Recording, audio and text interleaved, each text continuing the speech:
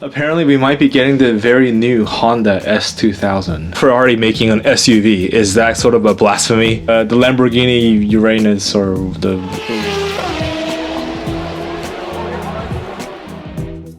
Hello everyone, welcome to another episode of REVlogue. Andy here.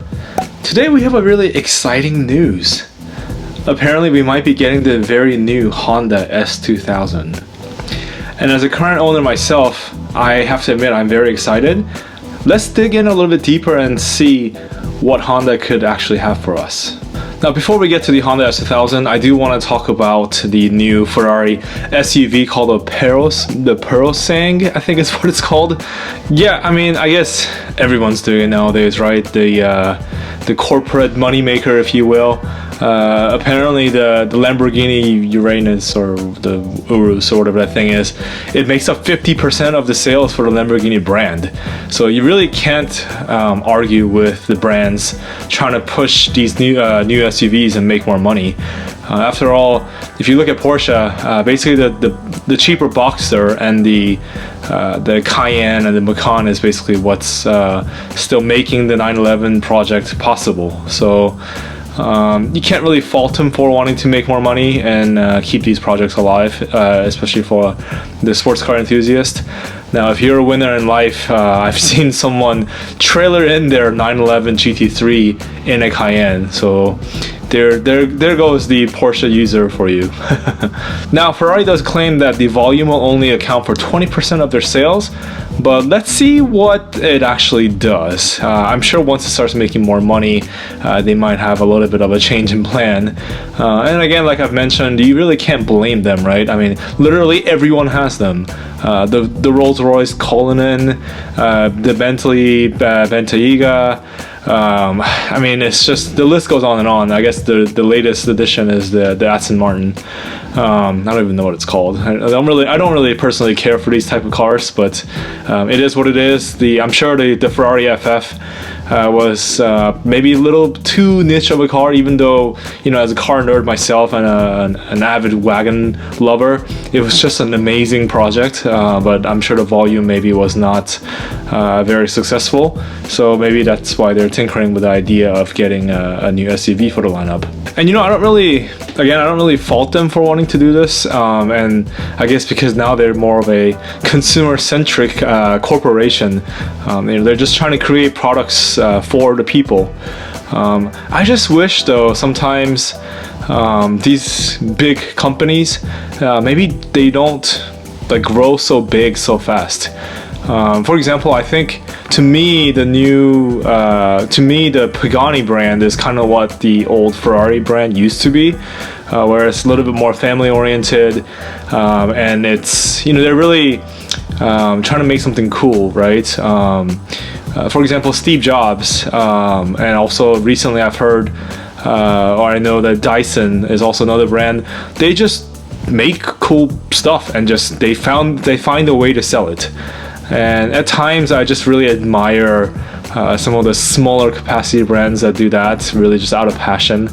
And maybe Ferrari is more of a corporation now, so yeah, I mean, at the end of the day, they have to make profit to stay afloat. So I don't know how Enzo Ferrari would think about this project. I guess if it funds the Formula One team even more, then maybe he doesn't mind so much. And of course, for those of you who haven't seen the interview that I did with my friend that used to work at both Ferrari and Pagani, check out the link above. Now, on to the S2000. So I'm sure a lot of people are aware that Honda actually put in a patent drawing for this baby and a sexy looking car. They even put in a patent for a name ZSX. A lot of automotive media said that the car was patented because the 3D model was shown at the game Gran Turismo. And also recently, Honda launched a bunch of 20th anniversary S2000 parts. And you know, to me, obviously, I don't have any affiliated links with Honda. Actually, I do know one designer, but you know, he's not gonna say anything to get himself in trouble. So I don't really know anything. This is just, you know, like my guessing, if you will, from my end, as someone that also works in a corporate environment. I think what Honda's doing is they're kind of trying to figure out if there really is a market for the new S2000. So hear me out. The computer model in Gran Turismo, that's a downloadable content, right? So that's easily trackable. And also the 20th anniversary S2000 parts.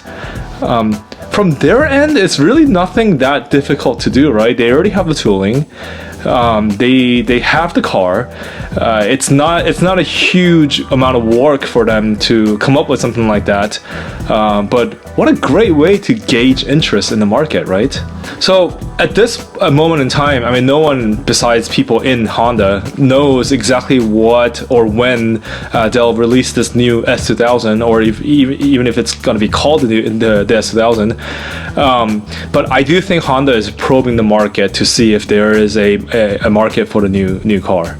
Certainly just the aesthetics alone, I do think it slots in nicely with starting off with the smaller, the new S660, and then that middle tier is missing, which I think could be the new S2000, and then obviously the Halo car in the NSX.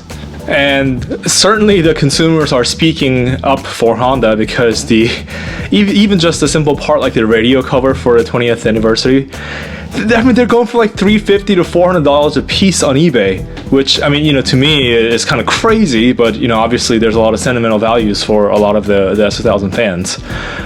So I think whoever is in charge of this new sports car project can definitely go to the the executives and say, hey, look, here are the metrics or interest from the market for the new S2000. I do have some concerns though. So let's be honest, the new NSX isn't exactly the success of a project. They took forever to make one. I think they really failed in unveiling it in a surprise sort of a manner. I think they should ask Ford how to do that when they had the Ford GT in like an underground vault or something like that for a prolonged period of time. But yeah, anyways, to me, I understand the NSX stands for New Sports Car Experimental, and that they're wanting to push new boundaries and technologies. But to me, the reason why the original NSX and also the S2000 is so great is because it has such an analog experience. Even Senna, when he was developing, or he was helping Honda develop the new NSX, or the original NSX, sorry, he was really pushing the driver confidence, and a lot of that transferred into the chassis stiffness and handling feel and stuff like that. And for those of you who's been fortunate enough to drive the original NSX, you know that's the strength of the NSX.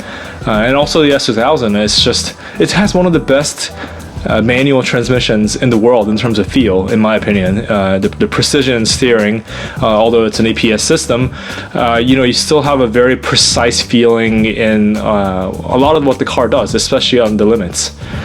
And I do wish that Honda would take this more analog approach versus all the digitized feeling that they were pushing for in a new sports car experiment in the NSX. So hopefully they're a little bit more down to earth in terms of trying to push a lot of new tech in the new S2000. I certainly hope it's not some sort of crazy hybrid sort of a thing, or I don't know. I highly doubt that it's gonna have the naturally aspirated engine that revs to 8,000 or 9,000 RPMs due to current emission standards. I just don't think it's possible to hit the certain power levels that they're looking for and also meet the crazy emission standards. Which leads me to believe that they're probably gonna use the new turbo engine from the Civic Type R. And obviously this car is a front midship longitudinal engine, so you have the engine and then the transmission in behind. I mean almost inside the cabin really. But with the new CTR engine, which is a transverse mounted engine, they're not going to be able to do that. So to me, I think they're not going to come up with a whole new engine to fund this new sports car. That's gonna they're going to sell maybe like 5.